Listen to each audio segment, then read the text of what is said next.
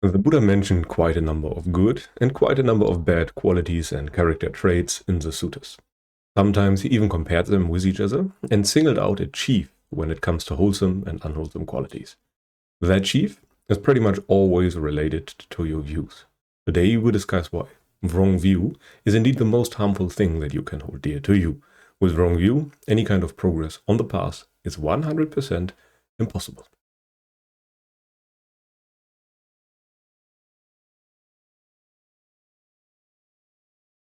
As it is often the case, I want to start with a few examples so that you can get a rough understanding of what I mean. That said, what follows is not an exhaustive list. The number of wrong views you can hold is quite literally infinite, as Samsara is too. But anyway, one of the most popular wrong views I have stumbled across nowadays is an especially harmful one that exists even among serious monastics sometimes. People literally started to believe that freedom from suffering is impossible. They have gone so far astray from the path and have seen no good results from their practices for a long time that they concluded that it is actually impossible and not that they are doing something wrong. So instead of questioning the instructions they have been following, they come to the conclusion that the suttas are wrong and that they did everything right, which includes a kind of conceit. Oftentimes such people gather in groups and strengthen each other in their view and stop making an effort when it comes to the real liberation of the mind, the thing that actually gets rid of suffering for good. And as you can imagine, with such a mindset, liberation is absolutely out of reach. You will not even try. You could compare such a person with an elephant being tied by a small and weak rope. That elephant could easily snap that rope and break free, but as he has always been tied like that from a very early age, he has a view that that rope is very strong and too strong for him, and that he won't even try to break free, essentially. And just on a side note, liberation is 100% possible.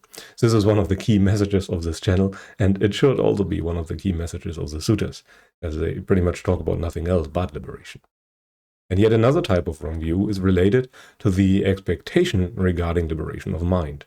More often than not, practitioners have no comparable experience when it comes to liberation, as it's quite unique, and you kinda leave samsara in a very limited time afterwards.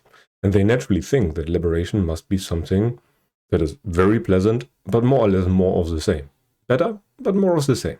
They describe liberation using statements like 1,000 times better than sex and things like that. Orgasmic pleasures, cosmic, I don't know, grand words, let's put it like that, and mythical experiences.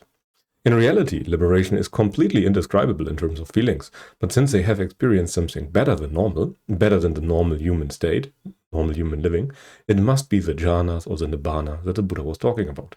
So without noticing, they tie themselves stronger and stronger to samsara and are in most cases completely unwilling to let go of their, and the Buddha called it, evil views, as those views shackle them to their state of bondage. Yet another kind of person has cultivated the view that all religions of the world teach the very same thing ultimately. As a result, they can obviously practice whatever they want, and in their view, they must arrive at the same place. In reality, religions do share common aspects, but they also have their differences. While this might sound elitist, this is especially true for Buddhism and the right view on dependent origination. I have not yet encountered a single other tradition that has not been significantly influenced by Buddhism who have that. It's just that we like to interpret any kind of religious practice or spiritual practice that we encounter with our own understanding in mind. So we try to map our own understanding into the traditions that other people come up with. And this is biased. That is exactly what a bias is. But enough with the examples. What is a wrong view on the most fundamental level? Can we define it? And well, of course we can. It is every view that does not lead to Nibbana, that hinders you from reaching Nibbana. And from any of those views, actions of body, speech, and mind will be born that are in line with that view, but also do not lead to Nibbana. This is what views do. Your views and inclinations, pretty much what karma is, give birth to your actions. You will act in accordance with your desires, in accordance with your views. And as a result, all your actions will lead you away from Nibbana. And this is why views are so valuable and important. Our actions arise from and in harmony with the views that we hold. So in reality, there is only really a single right view and infinitely many wrong views. And this is something that we should keep in mind. And the Suttas explain this as follows. Just as when a neem tree seed or a bitter creeper seed or a bitter melon seed is placed in moist soil, whatever nutriment it takes from the soil and the water all conduces to its bitterness, acridity, and distastefulness. Why is that? Because the seed is evil. In the same way, when a person has wrong view, wrong release, whatever bodily deed he undertakes in line with that view, whatever verbal deeds, whatever mental deeds he undertakes in line with that view, whatever intentions, whatever determinations, whatever vows, whatever fabrications, all lead to what is disagreeable, unpleasing, unappealing, unprofitable, and stressful. Why is that? Because that view is evil. And this is from Anguttara Nikaya, number 10.104. So what is the problem here? You could compare a view or value with a destination or a goal on a map. For each possible view, there is a destination that it will carry you to. Suppose you are of the view that ultimate pleasure is the goal of the practice. Given that goal, your actions will be in line with that and carry you toward that goal. So in the case of the right view, you do not even know what the goal is. So how difficult is practice like that? This is kind of also why it is so alluring to interpret the Dhamma wrongly. Every solution, every sign, nearly everything points you in a different and wrong direction. Literally everything points in the direction of sensuality and or wrong views. Infinitely many things. And even worse, we also have a natural and default tendency to look for solutions in the wrong places. If we want to make progress with the practice, we have to go against all of that. We have to go against the grain, against the stream. And any self-awakened person must be a true genius if they ever came up with an escape of that. With everything pointing in the wrong direction, you still make it to the goal. And by the way, all of this is not just true for obvious wrong views or even ridiculous ones. This is exactly as true for subtle and right-seeming wrong views too. And this is the crux of it all. Those could be about views of non-duality, views about a higher self, views about God, views about jhana, and many more. And even if the Buddha talked about such topics too, you can misunderstand him completely if you approach his teachings with your own wrong views, misconceptions, and biases in mind. So in a sense, you apply your biases to the words of the Buddha and try to confirm whatever you think is true anyway, or feel is true anyway, through the words of the Buddha. And this is one of the greatest fallacies that we encounter over and over again. In a sense, it is even a bit worse. You can attain pretty much all the states that the Buddha has described in the suttas, but wrongly. You get the factual right states, but they are still wrong as you do them without the right view. You can get the jhanas. You can get the Brahma-viharas. You can get all those states, but they are still wrong, as in not leading toward your own liberation. And this is really tricky and really difficult to wrap your head around, especially for a person who just came in contact with this. And the descriptions in there totally match your experience. Yet, they are still not leading you to Nibbana. You can get jhana, and I do not mean the wrong cushion kind of jhana, but the real deal. You can get Brahma-viharas, immaterial jhanas, everything pretty much. Yet all of them can be totally with your wrong views, in line with your wrong views, and as such not carrying towards Nibbana. Even a single wrong view is enough to block all progress towards Nibbana. One is all it takes, and you will fall away from all you have attained in the future. This is how important the right view on dependent origination, the right view on the Four Noble Truths is.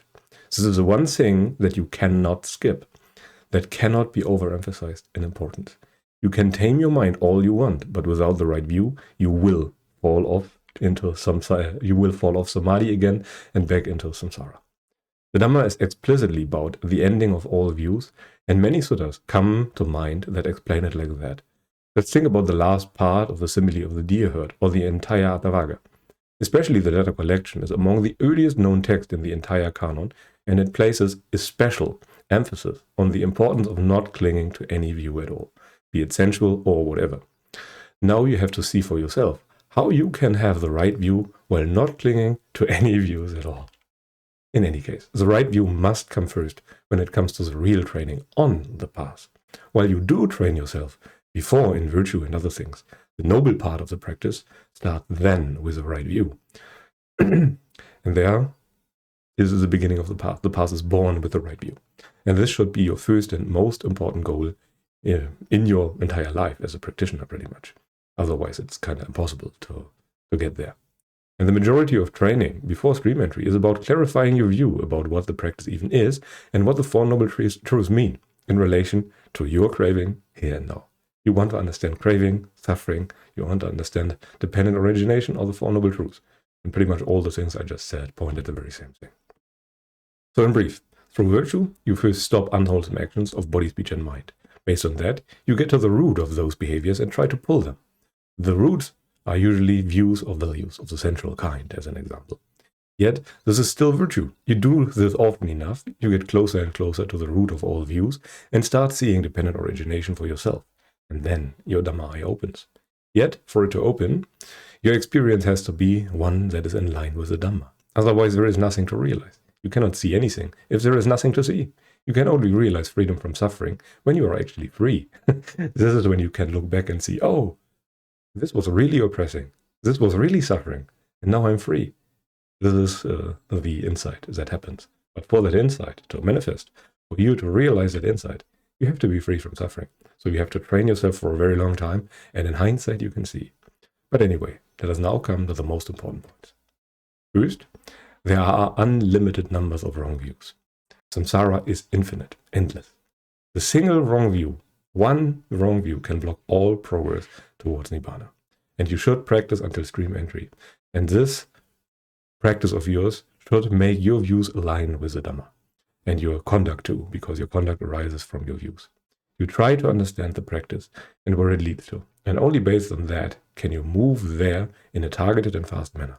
Otherwise, you would be pretty much relying on luck. And you cannot be lucky for as long as it takes to train your mind to actually escape samsara. This is basically impossible. But anyway, this should be enough for today. Thank you very much for watching. If you enjoy what I do, feel free to like and subscribe and do the YouTube stuff. But until then, I wish you a pleasant day and goodbye.